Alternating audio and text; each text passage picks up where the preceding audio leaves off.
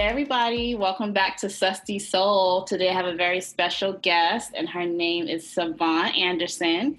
And SaVonne Anderson is the founder and creative director of Aya Paper Co., which is a sustainable stationery brand that creates greeting cards and gifts to celebrate the people and the moments that matter most. Welcome to the show, SaVonne. Hi, thank you. Absolutely. So, for those of you who do not know, I'm really honored to have SaVonne on the show today because I've been following her brand for a while now, and it's grown a lot over the past year or so. So, I'm really excited to have you on the show today. So, if you could just go ahead and give like a brief introduction of yourself and Aya Paper Co. and why you started the brand. Yeah, sure. I am from Newark, New Jersey. That's where I was born and raised.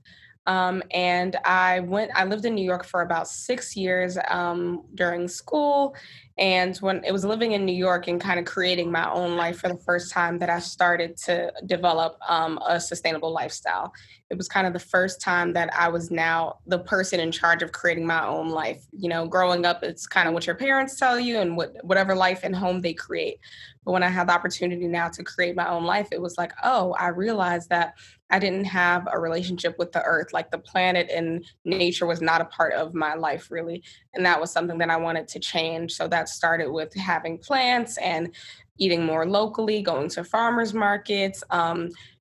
using herbal medicine, all these different things that I started to do. And I cultivated some really great friendships and found a really great group of Black women working in sustainability while I was living in Brooklyn. And that was kind of my entry point into realizing, like, okay, I can take this beyond just, a personal lifestyle and make real impacts through like my career and through my business choices. I'm a graphic designer and I was working at an art museum in New York. And I got to a point where I was like, okay, I was ready to pivot out of that and do more entrepreneurial stuff. I had always had personal design clients and I decided that I wanted to change from like being a service-based designer to product-based. And when I was thinking about what I wanted to create, stationery is what came to mind because I've always loved greeting cards, sending them to people, writing them just because. And something I always noticed was that I never really found a company that resonated with me and my experiences, whether that was the images and the people on them or the messages. Like there weren't cards that sounded like me. Right. So I started Aya Paper Co. And it was really, it exists at the intersection of all my different interests in design, sustainability, and bringing Black people joy. Amazing. So, and that's something I would have to say, like, even like through the brand, I love the messaging on all of the cards. And I also love that it also fosters a lot of, just a lot of the love that we already have in the community. But unfortunately, a lot of like, stationery brands don't really represent that. So that's what I really, Yeah. really love about Aya Paper Co. So how do you, yeah, of course. So how do you hope the brand will make an impact in terms of sustainability? Because I know you use recycled materials. Mhm. So I would love to know like your intentions like behind it in terms of like what do you want people to like really walk away from Yeah. after they buy a car from Aya? That's actually, I have two answers to that question now. But when I first started the company, the intention was for people to buy this one card, because they love the way it looks or because it resonated with them, but then to use that as an entry point to talking about sustainability. And, Right. climate change and pollution, these are issues that disproportionately affect Black people, but we don't always even know that. We're not even aware of that. So Right. I wanted to use this as an opportunity to, create a conversation around, oh, this card is made from 100% recycled paper. Why is that important? Oh, I follow this company on Instagram and they're talking about, things that you can do to live a more sustainable lifestyle. And they're sharing information about, about what environmental injustice even is. Right. I wanted to use the brand as an entry point for people who probably were not already having conversations about sustainability, but are the ones who are being impacted by it to help us to, be more conscious and aware and figure out what it is that we can do. And part of that for me is conscious consumerism and thinking of like, we're going to consume things, we Right. live in, it would be great if we could, make and barter everything, but we live in a consumerist nation. And for me, a solution to some of the issues that we're having is creating alternatives that are not harmful to the environment. That was definitely still is, the big mission of the company. But over time, what I'm realizing now as I work with more retailers and big brands and partnerships is that it's all the IA paper also has a really great opportunity to change standards in stationery. Something that comes up a lot is like, oh, you don't send your cards in plastic slips, or your box sets aren't plastic sets that you can like see through. So as far as like packaging and how do you send things, like all of that, all the standards in the stationery industry are very unsustainable. It's all like plastic is what everybody is using. There's so much waste involved. So something that has definitely started to happen and that I'm really excited about is to continue to get people to think about, is the standard that we've been following, is it sustainable? Is it useful for anyone? Is it something that we need to reevaluate? Mm-hmm. And I'm really happy that so far, a lot of our retailers and a lot of the people that we work with they are accommodating for us. We are helping them think of solutions that they maybe didn't even know existed. So that's been something that I didn't intend to do. Like I didn't sign up to be an industry disruptor, but I'm not mad about it. Okay. I think that's really important as well, because a lot of times there's so many consumers who don't even realize how much plastic is in a lot of things. Yes. Forget about Yes. the linings and like parts of the supply chain where like plastic is added and it doesn't necessarily look like plastic. So that's really, really important. And you don't even think about it because, you look online and you order something, you're like, okay, this is going to come to me. And then it comes to you and it might be in a cardboard box, but then there's like plastic bubble all around it. And then like that's also inside another piece of plastic. And then they have 5 different flyers in there promoting something for you, all for one little thing.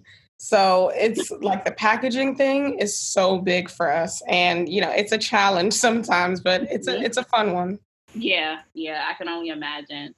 So, how would you say, like, in terms of ethical sourcing, finding the right supplier? I know for me, like, it's been a challenge, and I think for most brands, it's always a challenge, just like you were saying. So, I would Mhm. love to know if you faced any challenges, like, in terms of when you were going through the process of finding like the right supplier, because I know for a lot of people, it's always a process. It's like very similar to finding a therapist. Just finding a manufacturer, Yeah. like really tough. Well, So, that's the thing. There's so many moving parts. Like uh-huh.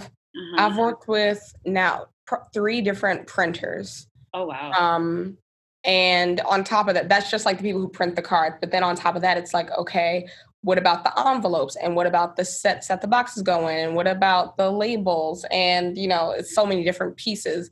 And for me, the challenge has mostly been the time that it takes to find sustainable alternatives. A Mhm. lot of things are out there. I will say, like, I think that it's just a matter of being a good researcher, which I've realized over the past couple of years. I have exceptional research skills that I think I took for granted until being in business, where I realized how much of a benefit it is. But you have to do your research, like look up all the different terms, go to the 3rd page on Google, like Yeah. what you're looking for is out there. And it's also about being creative. Like Mhm. for something that I did when I was first starting I was like looking up sustainable printers or eco-friendly printers, Mhm. which that did lead me to a few different, vendors that I could work with. But what I've been doing now, which is what I had to do was change my perspective on what is considered, a sustainable solution.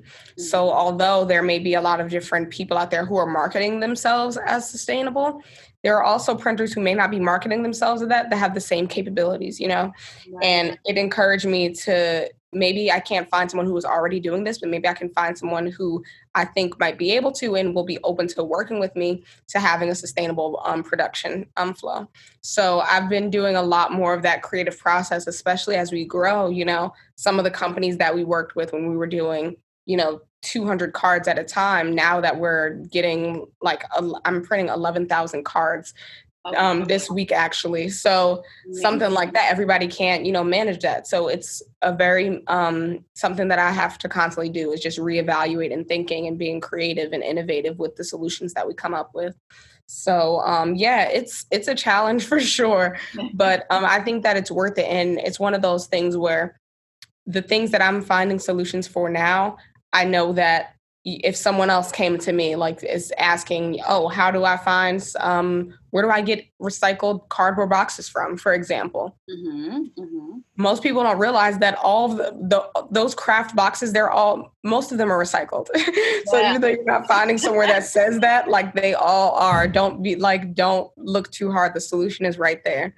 So I am putting in the work and knowing that, I'll be able to help other people not have to do all of that research and struggle to figure out a solution that doesn't kill the planet.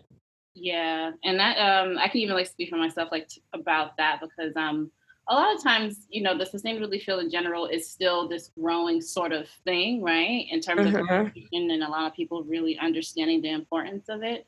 So that makes me feel really good that you're open to doing that because a lot of people it's just like kind of like once they find out and once they found their sweet spot, they just want to keep all their secrets and don't want to tell anybody anything. So Yeah, I think there's definitely a happy medium between like I like when because people reach out to me for questions and advice all the time, and I usually will respond. And the things that I will respond to will usually be people who I can already tell have done some digging on their own. They'll be like, "Oh, I'm looking for this, and I've already looked at A, B, and C, but they're not meeting my needs because of these other reasons. Can mhm, you help me out?" And it's like, yeah, sure. Like you've done your due diligence. You're not being lazy or, right, not wanting to put in any work because I think, as a Black woman, something I'm constantly trying to check myself on is doing free labor for people. mhm, So like it's a difference between asking people to do the work for you and asking for, help and support. So I'm always happy to be a resource for people because it's not easy. And I mean, I didn't get here on my own either. right. So Yeah. No, that's amazing. That's really, really great. And I'm just really happy to hear that because yeah, you come across a lot of people who they're just not trying to I wouldn't say trying to help, but basically what people want to be gatekeepers. yeah. People get to a certain level sometimes, and there's a fear about not being the only one. Yeah. A Yeah. lot of people, you get to a certain point and you want to be the only one, but you're never the only one. There's like, I would never say that I'm the only Black person who makes greeting cards. It's not true. I'm not even probably the only Black person that makes greeting cards with recycled paper. I mean, Mhm. there are probably a lot of people out there, but it's just a matter of the visibility and the access, and also realizing that the magic is in you and in your vision and what it is that you want to create. So I can give someone all the tools, but that doesn't mean that they're gonna have the same outcome as me. Right, right. I agree with 1,000%. So we got to talk about your tote bag. I remember when you Yes. launched this. I really, really loved it. And for those of you who do not currently follow Aya Paper Co., she made a tote bag called "Plastic Doesn't Go with My Outfit." So, Yeah. SaVonne, please tell me, like, how did you come up with this idea? To the extent you're willing to share with the audience, but like, I would love to know Yeah. the inspiration behind this. Yes. So when I was launching Aya, we launched with 8 different card designs and a tote bag. That was like the full lineup. And what I was doing, I was like, okay, I feel like people love merch. Like I can have the cards, but I wanted to add something else. So, round out what we were doing at launch. And I remember like thinking about, because so to give some background, like I said, I worked at an art museum, and something that I did there was like I designed some merch there. And with designing merchandise, the thing that I always try to keep in mind is like, what is the message that people want to send out into the world about themselves? Because that's what all tote bags are. Like people, or a t-shirt, people just want you to know who they are as soon as you see them. Like, Yeah. this is what I care about. This is who I am. And I think that, people who are sustainable or eco-friendly, like one of the things that you always notice about them is that they don't carry on plastic bags. They'll have all these different tote bags and things like that. So I was like, okay, we're gonna do a tote, and it's all about how you don't want to have plastic. And yeah, I don't remember like the moment that it came to me, but I was like, nope, this is gonna be it. And it sold out so fast. And people, I'm telling you, every week somebody's like, when are they coming back? When are they coming back? I need to do it. I've been putting it off so much, and I know that people are gonna be listening to this and like trying to go to the link. So I'm definitely gonna work on it. I think that it'll be a nice thing to do, ahead of the holidays. Yeah, yeah, because I was gonna ask you too. She's like, is it coming back? I know. I had like a few extra ones that like had some damage that I just like keep in the office. And now like whenever people come, they're like, "Can I have this one? I don't care if it's messed up." I'm like, "Okay." So now we're officially like out. Like I don't even have a personal stash at all. So it's time. It's time. I'm definitely gonna try to hook that up for people. Okay. Okay. Yeah, because it's a really great product. So definitely looking forward to when that comes back out. So the next product I want to talk about is your Kinfolk series cards. I did watch some of, I think it's like on Instagram. You were talking about the background behind these cards, specifically the one that represents the memory between you and your mother. I Mhm. adored it, not only because of the story, but also its connection to how we really just need to connect to our culture when it comes to sustainability, and how that's Yeah. so intimately related to how we live sustainably. So I would love for you to talk about like the inspiration behind that. Yeah, the Kinfolk series. It was supposed to just be the first card, and then like the way that people responded to it, I was like, okay, this has to continue. But yeah, I started the Kinfolk series, like you said. The first thing was the card I designed of me and my mom, and for people who haven't seen it, it's based on an actual image of my mom doing my hair when I was like 2 years old on the front porch of my house, and like my childhood dog is in the photo, and there's like this big plastic bin full of like barrettes and hair ties. So yeah, I decided to turn that into a card because like you said, I feel like hair and rituals around our hair are so sacred in the Black community, and it's like such a moment of intimacy and like moments for me that I remember the most about my relationship with my mom as a child. So I wanted that was kind of the first one, and then I expanded on the series based on other images for Father's Day with my dad and me and my brother, and it's something that I want to continue because I think that we don't see enough representations of Black family and Black love, Hmm. and even though this series started out with images of parent and child, mother and father, I wanted to expand it to even more things because I think that in the Black community, we know that we have very non-traditional ideas of family. Yeah. Everybody has a play cousin or your aunt that's not really your aunt, and Yeah. you call people, your sis. Like that's just how our love operates. It's free of bounds, Yeah. and that's something that I wanted to create this series around. So that's why it's called the Kinfolk series, more so than like a family series, to get at that idea of kin and our different relationships with each other and how we can honor those relationships and celebrate that in a very public way. Mhm. Because I think that, we deserve just as much as anybody else to send someone, a Mother's Day card that makes them feel seen. Absolutely. Yeah, it's really beautiful. So I love it all. So thank you for creating that first of all. It's Yes, definitely something that I'm just glad that it resonates with people so much. That's definitely one of the my favorite things that I've designed. Even though I love typography, like as a designer, that's my favorite.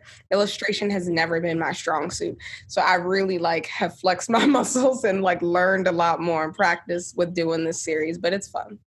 yeah, yeah, definitely resonated with me. I can definitely say that.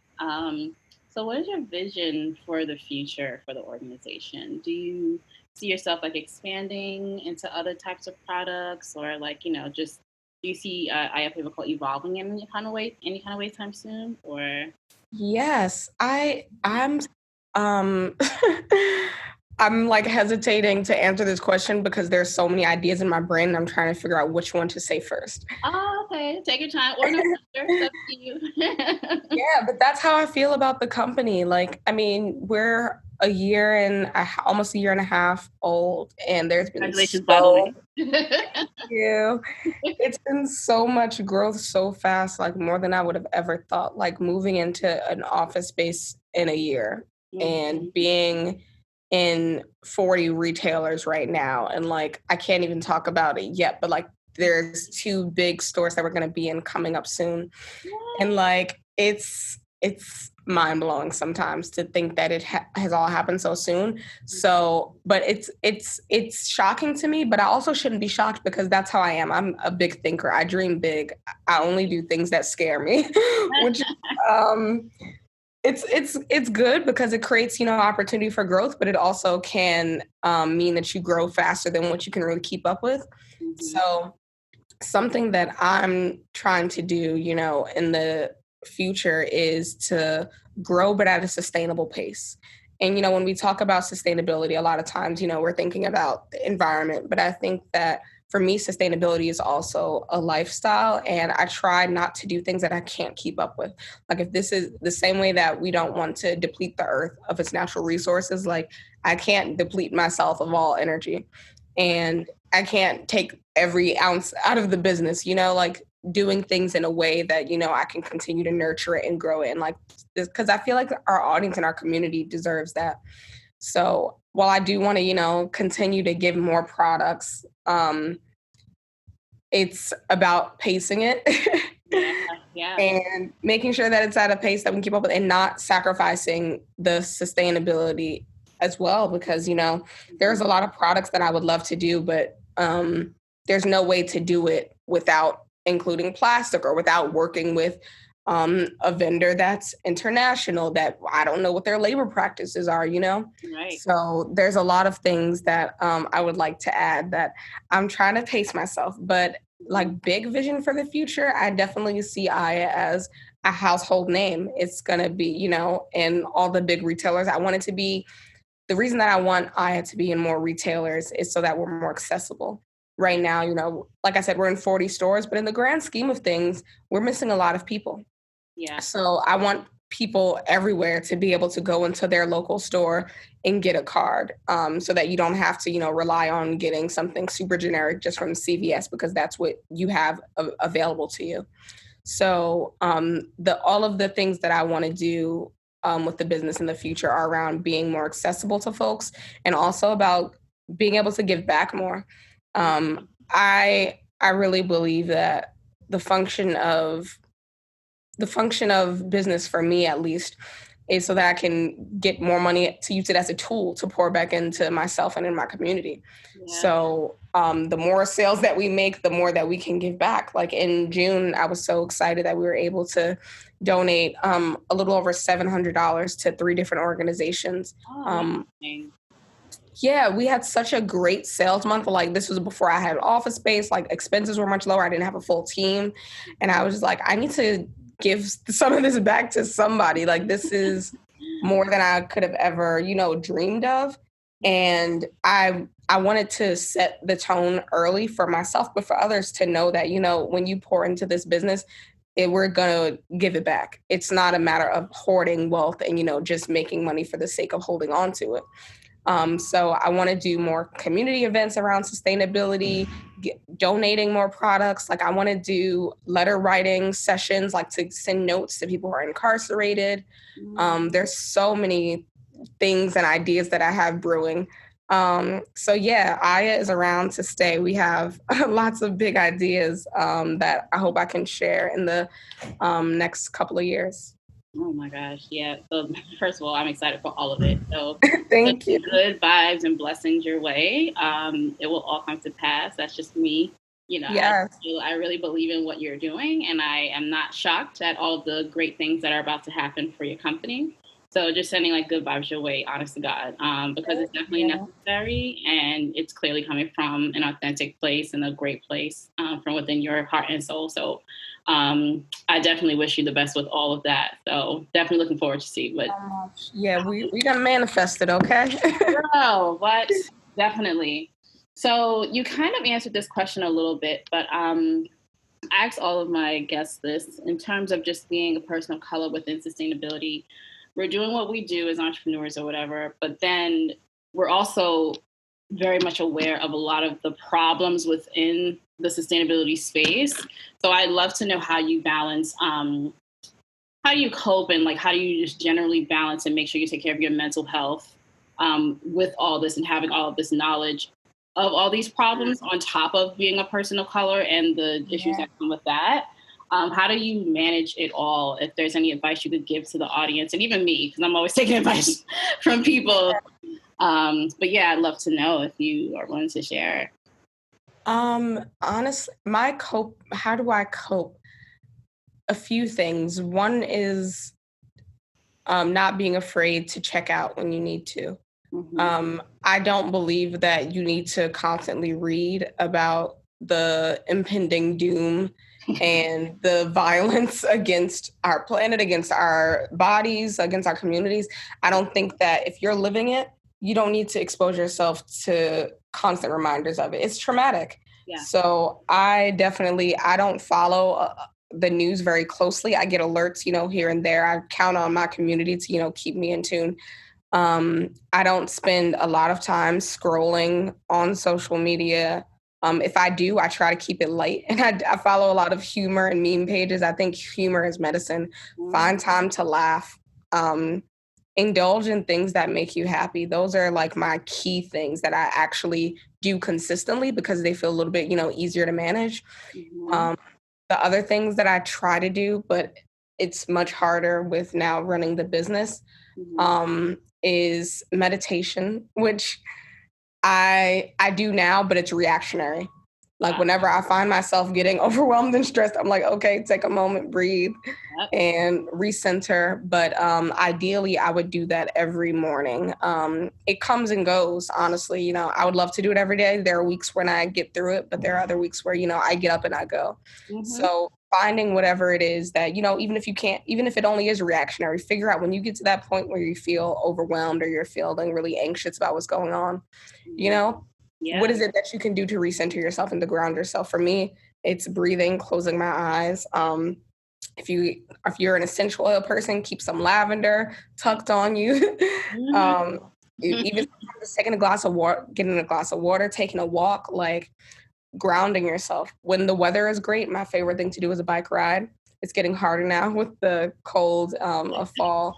But yeah, the bike has been my solace, like in the past few months, honestly. Since moving into, the office space, like business has just ramped up so much. And it's been my time because you can't really be on the phone while you're riding the bike. Can't really talk to other people. It's really like forced me time. Yeah. So, find the things that bring you joy and that bring you peace. And it's different for everyone, but those are the things that work for me. Amazing. Yeah, I have to agree. Like, I definitely make sure I'm the type of person like where I try to do it in the morning as well, like in terms of meditation. But I do suffer from anxiety, so I am that person that will sit, at my desk and just meditate for 2 minutes. Yes, I'm telling you. Yeah. I get overwhelmed every day, and I'm transparent about it because it's like I think people will tell you like, "Oh, entrepreneurship isn't easy," but like, let's talk about how really not easy it is. It's very hard. Yeah. Talk about it. There are days when I'm here by myself and I'm like, oh my gosh, this is too much. What am I going to do? There's like 10 problems and I maybe have solutions to 2 of them. The other 8, I don't even know where to start. And it's like, okay, instead of panicking right now, let's just take a moment and breathe. And maybe you need to take a walk out of the room, or maybe you need to just, you've been here for 12 hours. Maybe your brain is just tired. Maybe you got to go home for the night. Yeah. Don't be, like I said, just sometimes you just got to put it down and just take a step away. So yeah, I definitely understand that. It's definitely, something that I still struggle with. There are some days where I am enveloped in the news and can't get out of it, and I'm panicking about what's going to happen with this planet. Is it even a point in continuing to build this brand? Is the work I'm doing in vain? Like, the spiral of anxious questions. Tell me about it. But yeah, it's really, I just give myself grace. I had a really bad day yesterday, but today I was like, I'm going to get up and go back at it. And I have a podcast interview and I'm going to put a smile on my face and I'm going to talk about all this stuff. And, the day is better because I just told myself that it would be. So sometimes you just have to, give yourself that grace to, you can have bad days, but I have a friend, he always tells me bad days don't come in twos. So I try to live by that now. It's a very helpful mantra. Yeah. Thank you for sharing that again, because I can completely relate to that. So I would love to know, for other entrepreneurs, are there any resources that you're willing to share for people who are looking to build a similar product? Because the sustainability thing is very new to a lot of people, but they understand the problem, they understand it needs to be addressed, but they don't really know where to start. Outside of doing research, like you were talking about earlier, but Are there any resources that you would recommend to people who are building a similar brand? Hmm. Um, yes, I'm trying to think of which ones would be like the most useful in a general sense. But I mean, this isn't even just for sustainable brands, Okay. but something that I always tell people to get. If you're starting an e-commerce business, you should put it on Shopify. You just should. Yeah. I'm so glad that that's how I started my business because I can't imagine being able to scale, or if I like got to a point where it was like, oh, this doesn't work anymore. Now I have to change it. I really love Shopify because, it grows with you. It helps you to, fulfill orders, have a good website, figure out marketing strategies. So yeah, I think that everyone should look into having Shopify for your e-commerce business. Mm-hmm. As far as packaging, Mm-hmm. um, something that I just did recently, I got tissue paper and tape like with our logo on it for packaging orders. Mm-hmm. And I got that from this company called No Issue. They Okay. are a sustainable packaging company. So I really like that. It's all recycled. Okay. Um, what else? I'm just looking around my office trying to see. Oh, if you have a physical office space or you need like storage things, Mhm. something I always tell people, whether you have a sustainable business or not, Facebook Marketplace is so great, or just like any online marketplace. Most of the furniture in my office is secondhand from there. Okay. So I really always tell people, if you need like, a rack or a desk, like a table, Mhm. all of that stuff you can get pretty cheaply, for people who are just trying to get rid of it. And, you don't have to, you save money, you keep something from ending up in a junkyard probably. So yeah, Mhm. definitely look into that.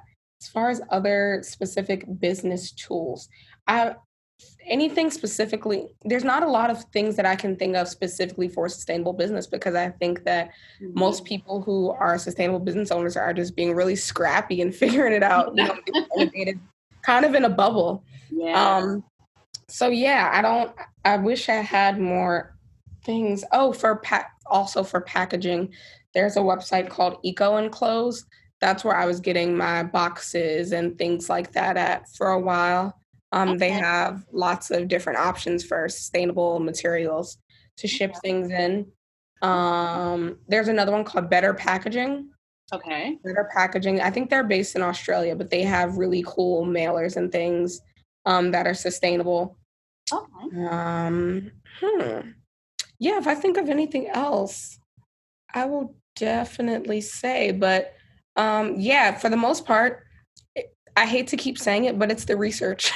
Yeah. Yeah. Because I don't, once you figure out exactly what it is you need, get clear about, what the specs are, because that's what it was for me. Like, to say I want to make sustainable cards, like, okay, what makes it sustainable? Mhm. And for me, that was like, okay, one, the printing process.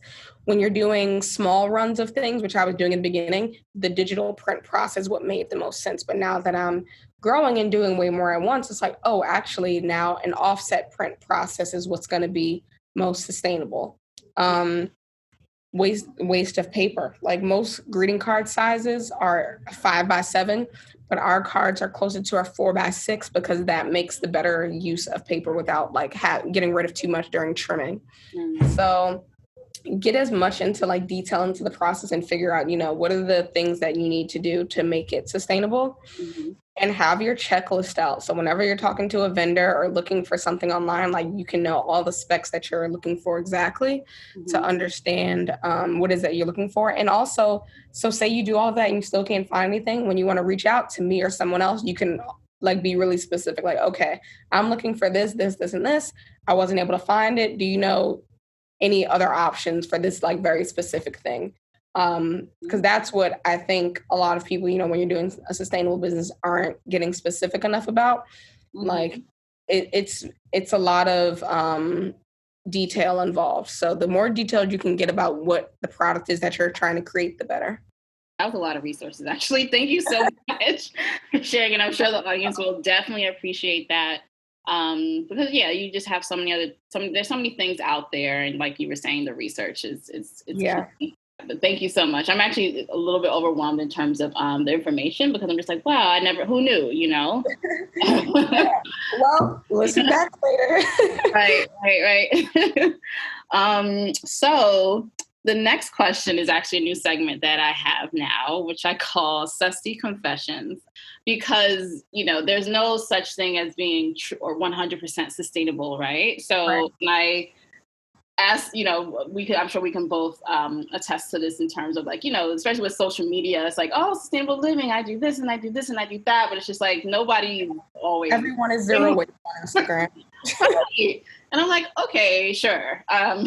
So I would love to know if you could share a sustainability confession in terms of like, something that you might have regretted or, things that it could be in the past or it could be now or whatever. Oh, it's right now. And I know exactly what it is. And it's new. Like, so when I lived, not even when I lived in New York, but yeah, when I started my sustainability journey, I was spending a lot of time like at home cooking, bringing lunch to work. So like I didn't create a lot of food packaging waste because I was cooking and had like my own glass containers and all of that. But now that I'm working like 10-hour days and I'm eating way more takeout, my food packaging waste I'm so disappointed in myself, but it's just making me realize how wasteful the food industry is. Like there are some people that, they'll have, here's the perfect example. You'll see it like a lot of companies, they have like that craft paper kind of box Yes. that they'll put food in. And it's like, I know that this looks more sustainable, but it has plastic lining in it and you still recycle it. Exactly. And I'm like, everybody use aluminum ones instead. Aluminum pans because you can easily rinse it out. You can easily recycle it. Aluminum is infinitely recyclable. So, but yeah, I can't control how people are packaging their things. So that's my susty confession. Packaging waste. All of the, I just posted today on Instagram. I got this smoothie bowl and a juice, and they're both in plastic packaging. I'm like, somebody's gonna look at this and be like, isn't this the girl that doesn't use plastic in her company? Right. And I confess, yes, it's me. No, I'm actually glad because mine's is kind of like similar. For me, it's so in my building, like we have, the recycling bins, but just over the past throughout the pandemic, pretty much, like I just haven't had like the energy to like separate my garbage. So I just feel like that's just one of the most basic kind of like the recycling. I love to tell people about that actually. Whenever I'm at someone's house or something and they take like like say it's a juice bottle, a plastic juice bottle, and they just put it in, I'm like, you have to rinse that, right? They're like, what? It's going in there, it's fine. I'm like, no, it's going to contaminate the whole batch. You know that, right? I'm confessing to my own sin, but then I'm telling other people about that. So right. You gotta hold each other accountable. Yeah, exactly. And I just feel like it's important for people to talk about these sorts of things too, because it is what it is. I just feel like in the society we live in, it's very, very difficult to live sustainably in general. So just being more realistic about the day-to-day things that, I feel like we all commit like a quote, air quote, sin in terms of like saying one thing and doing another. And not that it's a bad thing. I think it's just that we're so far gone in our society. It just is. It's what. And you can try. We try our best, and for me, the effort I think is noteworthy because there are so many people who don't even try. So the fact that we're even trying and putting in the effort, and even feeling bad and calling it a sin, because there are some people who are like, "What does it make a difference?" So more grace for everybody. Yeah, pretty much. So, well, thank you so much, SaVonne. I love this conversation today. This was great. I'm actually really excited again, like I said before, everything that you have going on and everything that Aya has to offer in the future. So I'm definitely looking forward to that and sending good vibes your way. So if you could just tell the audience like where they could reach you, whether it's a website, email, and where they can shop from Aya Paper Co. So you can find me on Instagram at simply SaVonne, simply.SaVonne. And you can find Aya Paper Co. at Aya, A-Y-A, paper.co on Instagram. And the website is also the same, ayapaper.co. So yeah, shop with us, come follow me, see me on my bike and committing my susty sins, all of that stuff.